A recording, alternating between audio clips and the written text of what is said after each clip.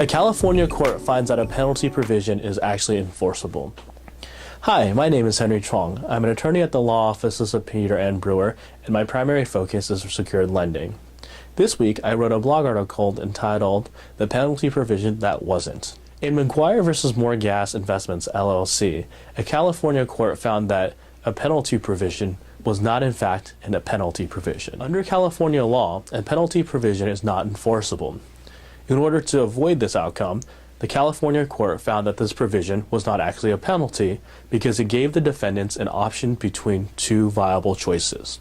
In McGuire's, the seller agreed to refund $80,000 if they were unable to get an agreement with their neighbors to not build on a road. After a year, the sellers failed to do so. Accordingly, the McGuire's sued the seller for their $80,000 refund.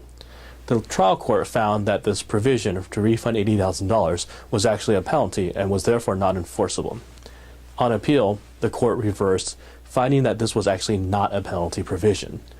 They reasoned that because the seller had a choice between refunding $80,000 or getting an agreement from the neighbors, that allowed them to choose what they wanted to do.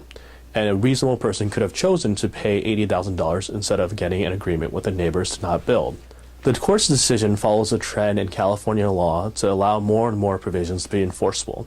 Many people are already aware that there's a liquidated damages provision in the purchase contract agreement for most real estate sales. The enforceability of this agreement is a relatively new phenomenon, and we will likely to see more agreements in the future that will become enforceable.